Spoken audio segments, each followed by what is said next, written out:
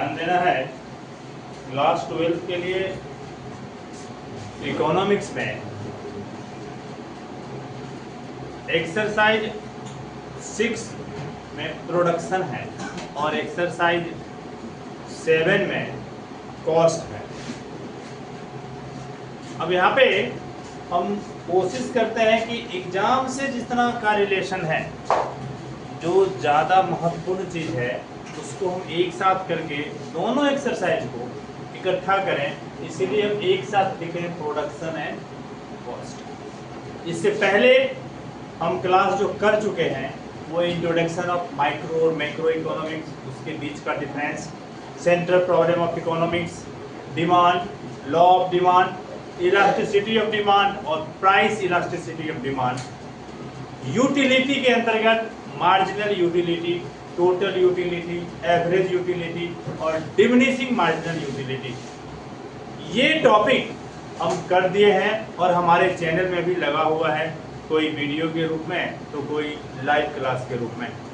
अभी ये हमारा टॉपिक है प्रोडक्शन। फर्स्ट चांस हम प्रोडक्शन करते हैं, फिर कॉस्ट टॉपिक पे चर्चा करेंगे और ये एक्सरसाइज 6 और 7 को हम कंबाइन कर रहे हैं। प्रोडक्शन क्या है? कई बार हम चर्चा किए हैं कि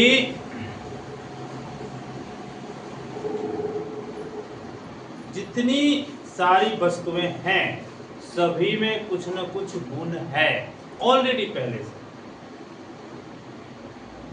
व्यक्ति के द्वारा उसके गुण को बढ़ा दिया जाता है, उस सामान के गुण को बढ़ा देना, इंक्रीज कर देना, उसके यूटिलिटी पावर को मैक्सिमाइज करना प्रोडक्शन कहलाता है। सपोज करिए एक गेहूं घर में रखा हुआ है, तब तक वह गेहूं है। क्या है? गेहूं का दाना है। उसको जब हम आटा में कन्वर्ट कर दें तो उस आटा से हम रोटी, पराठा, पूरी कुछ भी बना सकते हैं। जब तक वह गेहूं था तब तक वो सिर्फ गेहूं था, लेकिन उसमें गुण था कि वो आटा बनेगा, है ना। तो गुण उसमें पहले से था कि उसका आटा बनेगा। उस आटा से आप फिर उससे कई तरह के सामान बना लीजिए। पिछले दिन हम एग्जाम्पल दिए थे कि एक लकड़ी का टुकड़ा कहीं पड़ा हुआ है, जब तक वो पड़ा हुआ है वो क्या है? एक लकड़ी का टुकड़ा है। एक कारपेंटर उस टुकड़ा को लिया और उससे टेबल, कुर्सी, फर्नीचर और भी कई तरह का सामान बना दिया। लकड़ी में ये गुण पहले से था कि इससे, इस लकड़ी से ये सब चीज बन सकता है। सही आदमी को वो लकड़ी मिला और वह उससे वो चीज बना दिया। तो वस्तु में निहित यूटिलिटी को मैक्सिमाइज करना, यूटिलिटी को मैक्सिमाइज करना प्रोडक्शन कहलाता है। प्रोडक्शन के 5 फैक्टर हैं जो अभी जो हाफ ईयरली एग्जाम हुआ है उसमें पूछा भी है। Land, labour, capital, land, labour, capital और ऑर्गेनाइजेशन, इंटरप्रेन्योर। भूमि, श्रम, पूंजी, साहस और संगठन। भूमि, श्रम, पूंजी, साहस और संगठन। ठीक है, तो प्रोडक्शन हम शुरू करते हैं। प्रोडक्शन आप लोग समझ लिए प्रोडक्शन क्या है। तो किसी भी प्रोडक्ट में बहुत तरह का मेरिट है, बहुत तरह का डिमेरिट भी है। तो व्यक्ति के द्वारा उसके मेरिट को मैक्सिमाइज करना प्रोडक्शन कहलाता है। प्रोडक्शन के 5 फैक्टर हैं। फैक्टर ऑफ प्रोडक्शन ये 5 है। पहला लैंड, दूसरा लेबर, तीसरा कैपिटल, चौथा ऑर्गेनाइजेशन और पांचवा एंटरप्रेन्योर। ये 5 इसके बिना प्रोडक्शन नहीं हो सकता। ये उत्पादन के 5 तत्व हैं, 5 साधन हैं, 5 फैक्टर। अब यहां पे ध्यान दें, यहीं से निकल के एक ब्रांचेज और आता है प्रॉफिट, जो हम पीछे एक शायद 1 शॉर्ट क्लास किए थे उसमें बताए थे प्रॉफिट। ठीक है, sale minus cost equal to profit. हम लोग यही पढ़ते हैं, प्रॉफिट बराबर क्या होता है, सेल में से कॉस्ट को घटाए तो प्रॉफिट। इकोनॉमिक्स हमारा बताता है, ध्यान दें, लैंड को रेंट, लेबर को वेजेज, कैपिटल को इंटरेस्ट, ऑर्गेनाइजेशन को सैलरी। ये जो सेल माइनस कॉस्ट के बाद जो अमाउंट बचा, इस अमाउंट में से रेंट, वेजेज, इंटरेस्ट और सैलरी देने के बाद जो बैलेंस बचेगा, रेसिड्यूअल जो बचेगा, ये बैलेंस अमाउंट हमारा प्रॉफिट कहलाएगा। अगर बैलेंस नहीं बचता है तो हमारा प्रॉफिट नहीं होगा। ठीक है, और इस प्रॉफिट को हम नेट प्रॉफिट कहते हैं, जिस पर हमें गवर्नमेंट को टैक्स देना होता है, जिस पर हमें गवर्नमेंट को टैक्स देना होता है। अब यहाँ ध्यान दें, इस तरह से अब यहाँ प्रॉफिट का टाइप, ये प्रॉफिट 2 रूप में हो गया, ग्रॉस प्रॉफिट और दूसरा नेट प्रॉफिट। प्रॉफिट 2 रूप में आ गया, एक ग्रॉस प्रॉफिट और दूसरा नेट प्रॉफिट। ठीक है, ग्रॉस प्रॉफिट ये होता है, सेल में से कॉस्ट को जो हम घटा लिए तो जो डिफरेंस निकलता है वो हमारा कहलाता है ग्रॉस प्रॉफिट। अब इस ग्रॉस प्रॉफिट में ये सारा खर्चा करने के बाद जो लास्ट में बचा वो हमारा कहलाता है नेट। और इकोनॉमिक्स में क्वेश्चन पूछता भी है, what are the difference between gross profit and net profit. ठीक है, तो यहां से अभी हम लोग क्वेश्चन ले सकते हैं, डिफाइन प्रोडक्शन या what do you mean by production, explain the factor of production.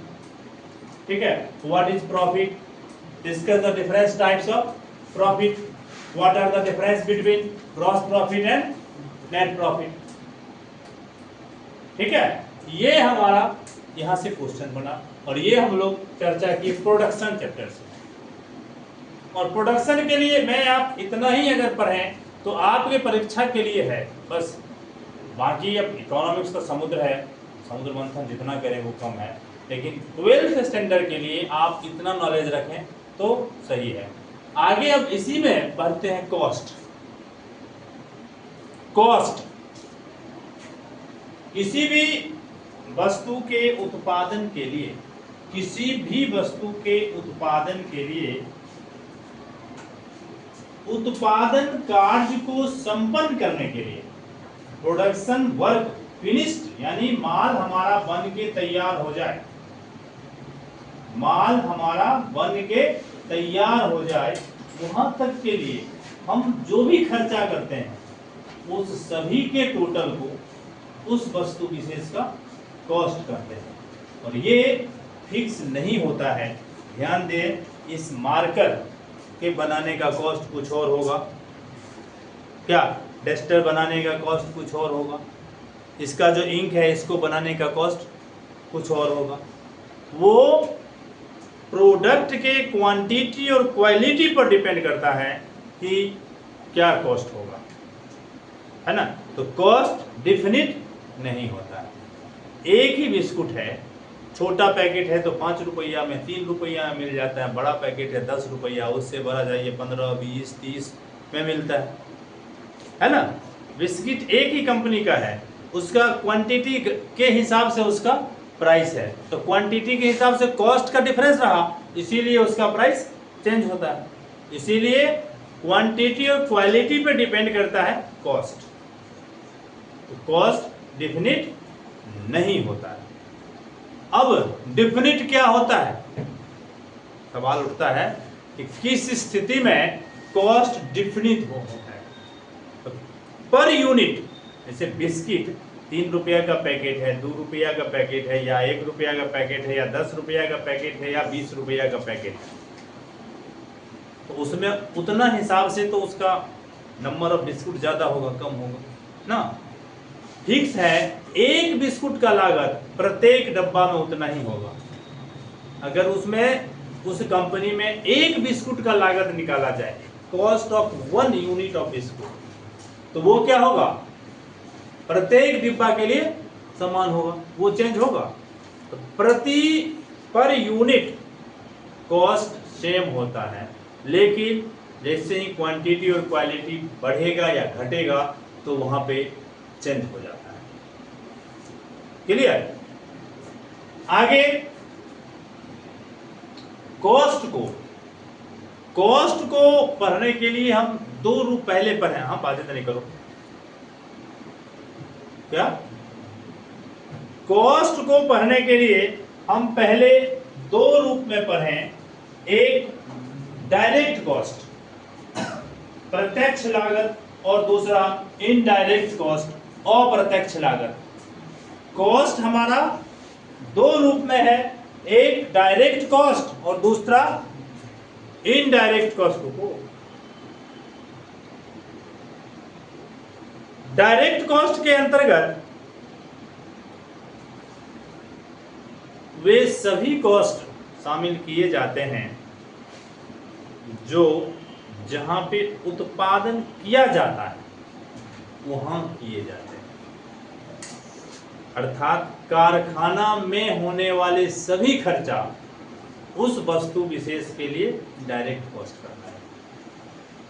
लेकिन जब कारखाना के बाहर सामान आ गया है ना, कारखाना से बाहर सामान आ गया, अब उसके पीछे जो भी खर्चा है, कारखाना से लेके शोरूम तक जाने तक का खर्चा है ना, ये इनडायरेक्ट कॉस्ट कहलाता है। तो कॉस्ट 2 तरह का, एक डायरेक्ट कॉस्ट और दूसरा इनडायरेक्ट कॉस्ट, प्रत्यक्ष और अप्रत्यक्ष लाभ।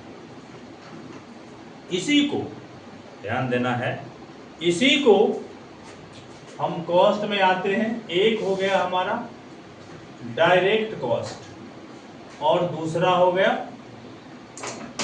Indirect cost. इसी डायरेक्ट और इनडायरेक्ट कॉस्ट, ये दोनों को 2 ब्रांच में बांट दिया गया है। सीधा समझ लें, इस दोनों को 2 ब्रांच में बांट दिया गया है। एक वेरिएबल कॉस्ट और दूसरा फिक्स्ड कॉस्ट। आजकल इसमें एक ब्रांच और निकाल दिया गया है, semi variable cost. Variable cost मतलब परिवर्तनशील लागत। वेरिएबल कॉस्ट परिवर्तनशील लागत मतलब जो घटते बढ़ते रहता है, जो एक समान नहीं होता है। Variable cost, semi variable cost जो कभी बढ़ भी सकता है या नहीं भी बढ़ सकता है ना, नहीं भी बढ़ सकता है। और फिक्स्ड कॉस्ट जो हमेशा फिक्स है, जैसे जो अस्थाई कर्मचारी है, जो वेतनभोगी कर्मचारी है, प्रत्येक महीना में तो उसका वेतन फिक्स होगा, वो उतना ही पैसा लेगा, वो तो बढ़ने घटने वाला नहीं है, तो वैसा खर्चा क्या कहलाएगा, फिक्स कॉस्ट। लेकिन जो डेली वेजेज कर्मचारी है, आज हमको जरूरी है 10 को लेबर का, तो आज हम 10 को के साथ काम करवा रहे हैं, कल हमें 5 को का जरूरी है तो कल हम 5 को लाए, अब परसों हमें 20 को का जरूरत है तो परसों हम 20 को बोले आने के लिए। तो ये जो नंबर ऑफ पर्सन बढ़ा और घटा, इसके पीछे का जो खर्चा है यही कहलाता है वेरिएबल कॉस्ट। ठीक है। और सेमी वेरिएबल कॉस्ट जो बढ़ भी सकता है और नहीं भी कर सकता है। आप सपोज करिए कि अभी लाइन है, इलेक्ट्रिसिटी है, फिर उस पर प्रोडक्शन हो रहा है, अब लाइन कट गया, अब कितना देर लाइन कटा रहेगा ये तो हमको पता नहीं है, उतना देर जनरेटर पे काम होगा, तो उसके पीछे का जो खर्चा है वो सेमी में आ जाएगा। तो ये चीज डायरेक्ट और इनडायरेक्ट कॉस्ट को ही इकोनॉमिक्स में फिर से बांटा है। डायरेक्ट भी दो प्रकार के हो सकते हैं, इनडायरेक्ट भी दो प्रकार के हो सकते हैं, लेकिन आज के युग में इसी में एक तीसरा प्रकार इन कर दिया, वेरिएबल को ब्रांचेज कर दिया, वेरिएबल और सेमी वेरिएबल, ठीक है, और फिर फिक्स कॉस्ट। इसी को फिर से देखें, इसी को मार्जिनल कॉस्ट और अपॉर्चुनिटी कॉस्ट,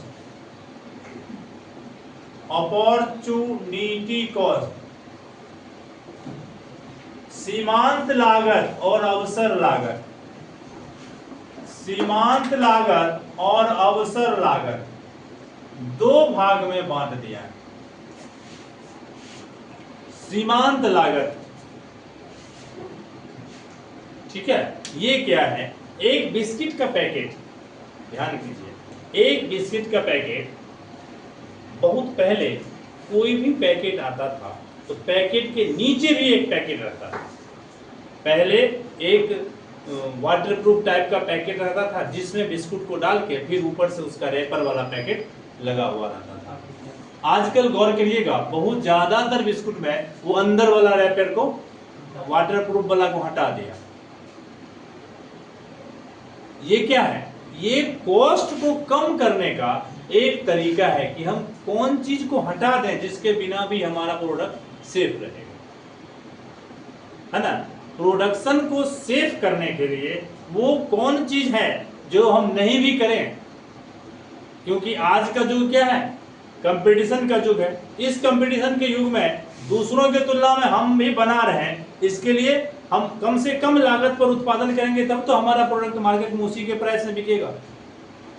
और लागत ही हम बढ़ा लें तो हमको सेल भी तो ज्यादा रखना पड़ेगा, तो हमारा प्रोडक्शन बिकवे नहीं करेगा। तो हमें ये ध्यान में रखना पड़ता है कि कम से कम लागत पर हम सामान बनाएं।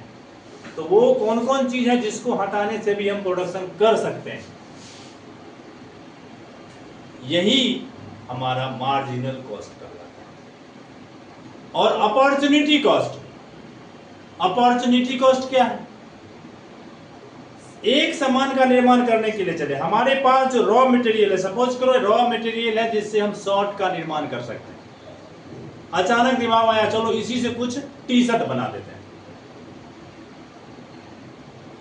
उसी रॉ मटेरियल से एक प्रोडक्शन के बदला हम दूसरा प्रोडक्शन भी कुछ बना दिया, ये अपॉर्चुनिटी हुआ। यानी एक ऑप्शन की जगह पे हम दूसरा भी ऑप्शन इंक्लूड कर लिए, ये होता है अपॉर्चुनिटी कॉस्ट। अपॉर्चुनिटी मतलब अवसर। हम चयन करने के लिए एक और सामान दे दिए कि भाई ई नहीं कोई लेगा तो ई लेगा, ठीक है। अब एक ही बना या नहीं पसंद आया तो मेरा प्रोडक्ट नहीं बिकेगा मार्केट में। चलिए उसी रॉ मटेरियल से हमें और भी कुछ बना दिए ताकि कुछ ना कुछ तो बिकेगा। तो ये हमारा अपॉर्चुनिटी कॉस्ट कहलाता है। तो आगे हम कॉस्ट क्या है, what do you mean by cost.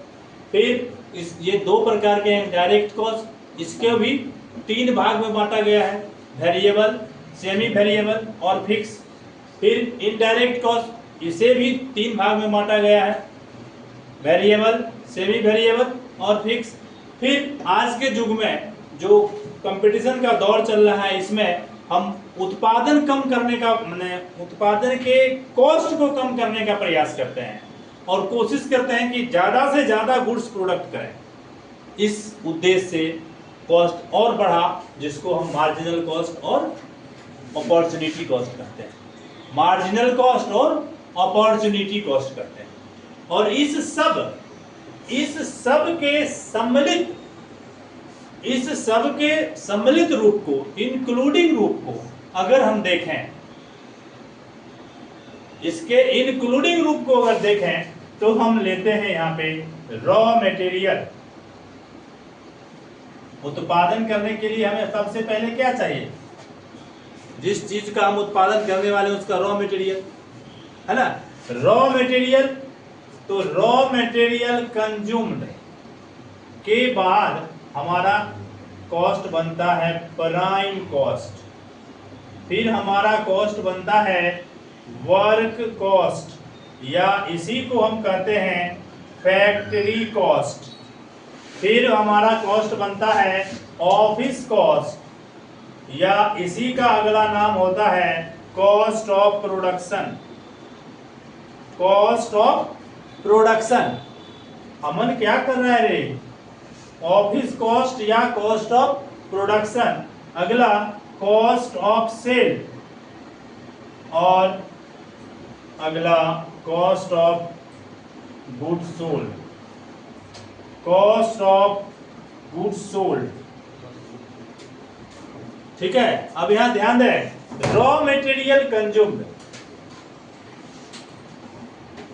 कच्ची सामग्री की लागत, कच्ची सामग्री की लागत, रॉ मटेरियल कंज्यूम्ड। इसके लिए ओपनिंग स्टॉक, पिछले साल अगर हम उत्पादन का काम किए थे तो उसमें से कुछ मटेरियल अगर मेरे पास बचा हुआ होगा तो कहीं न कहीं हम रिजर्व रख लिए होंगे ना, तो opening stock of raw material में ऐड करते हैं परचेज ऑफ रॉ मटेरियल।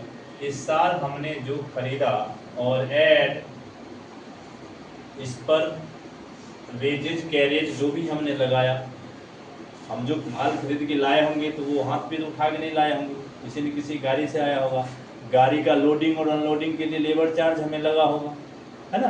तो जो भी इसके पीछे खर्चा करते हैं वेजेज कैरेज सबको हम जोड़ते हैं, ठीक है। और इसके ऐड में से लेस करते हैं हम closing stock of raw material. Last में उत्पादन के बाद हमारे पास क्या बचा है, अभी सारा तो हमने लगा दिया होगा, कुछ ना कुछ तो बचा होगा, नहीं कुछ तो वेस्टेज बचा होगा, है ना। तो वो भाग जो बचा उसको घटाएंगे। अब जो यहाँ पे बचेगा ये चीज हमारा कहलाता है रॉ मटेरियल कंज्यूम्ड। इस रॉ मटेरियल कंज्यूम्ड में फैक्ट्री में किया गया जितना भी एक्सपेंसेस है इस सभी को हम प्लस करेंगे। फैक्ट्री में किया गया जितना भी एक्सपेंसेस है उस सभी को हम प्लस करेंगे, तो वो कहलाता है हमारा प्राइम कॉस्ट, वो कहलाता है हमारा प्राइम कॉस्ट, ठीक है। अब फैक्ट्री से लेके और शोरूम तक पहुंचने में हमने जो खर्चा किया उसको जब हम ऐड करते हैं तो ये हमारा कहलाता है वर्क कॉस्ट या फैक्ट्री कॉस्ट। वर्क कॉस्ट का ही दूसरा नाम होता है फैक्ट्री कॉस्ट। फैक्ट्री से माल निकला और पहुंचा कहां, शोरूम तक, इस बीच का कुछ ना कुछ खर्चा होगा नहीं, इसीलिए फैक्ट्री कॉस्ट लिखा है। प्राइम कॉस्ट नहीं लिखा के क्या लिखाएगा, फैक्ट्री कॉस्ट या वर्क कॉस्ट। अब इसमें शोरूम तक पहुंचने के बाद, अब शोरूम में भी उसको हम कहां पे कौन सा सामान लगाएं, कौन शीशा के अंदर रहेगा, कौन शीशा के बाहर रहेगा, कौन दरवाजा के बाहर रहेगा, शोकेस में लगा हो, है ना। इस सब को भी लेबर स्टाफ करता है, उसका भी पेमेंट होता है। तो इस सब तरह के खर्चा को हम लेते हैं इस खर्चा में, ऑफिस एक्सपेंसेस में, ठीक है। हमारे यहाँ कोई गेस्ट टाइप का कर्मचारी ये आ गया कस्टमर, तो उसको हम इंटरटेनमेंट कराएं, उसका नाश्ता करवाएं, उसका कुछ करवाएं, ऐसा भी होता है ना। तो इस सब का खर्चा आप इसके बाद जोड़ते हैं तो ये हमारा कहलाता है ऑफिस कॉस्ट, ठीक है। और इसके बाद सामान को बेचने के लिए हम ऐड करते हैं, डायरेक्ट तो सामान बेचना नहीं शुरू होता है। हम अपने दुकान का आजकल देखिए छोटे छोटे दुकानदार प्रचार करता है, दुकानदार अपने दुकान का प्रचार किया, कौन सामान आया, कब क्या ऑफर दे रहा है, क्या इंस्टॉलमेंट में दे रहा है, नहीं दे रहा है, इस सब बातों को वो प्रचार करवाता है। ये कॉस्ट ऑफ, वो खर्चा जोड़ने के बाद ये हमारा कहलाता है कॉस्ट ऑफ सेल, ठीक है। और कॉस्ट ऑफ सेल के बाद अब हमारे पास कितना का माल बिका और कितना का माल बचा हुआ है, इसका जो हम लेखा जोखा करते हैं, इसका लेखा जोखा करते हैं, तब जो फाइनल रिजल्ट निकलता है ये हमारा कहलाता है कॉस्ट ऑफ गुड्स सोल्ड, जिसको हम closing stock of finish goods बोलते हैं या opening stock of finish goods. ये सब जो हम तैयार कर लेते हैं तब जाके जो रिजल्ट आता है हमारा कहलाता है कॉस्ट ऑफ गुड्स सोल्ड। अब ये सब को स्पष्ट करने के क्रम में हम स्टॉक देखें। स्टॉक मतलब गोदाम में पड़ा हुआ माल, यही ना स्टॉक कहलाएगा। ये 3 तरह का हो जाता है। एक रॉ मटेरियल का ओपनिंग और क्लोजिंग, रॉ मटेरियल का ओपनिंग और क्लोजिंग। दूसरा वर्क इन प्रोग्रेस का ओपनिंग और क्लोजिंग। आधा माल बना है, आधा अभी तैयार नहीं हुआ है, उसको क्या कहेंगे? Work in progress. तो वर्क इन प्रोग्रेस का ओपनिंग और क्लोजिंग। और तीसरा ये फिनिश गुड्स, फिनिश गुड्स का ओपनिंग और क्लोजिंग। तैयार माल का ओपनिंग स्टॉक कितना है और क्लोजिंग स्टॉक। और इस तरह से ये हमारा प्रोडक्शन और कॉस्ट का टॉपिक क्लास में ये बारी बारी से हम कल रिटर्न रूप में देंगे। आज आप लोग वीडियो को सुन के समझेंगे और कल क्लास पूरा करेंगे, रिटर्न रूप में कल डालेंगे।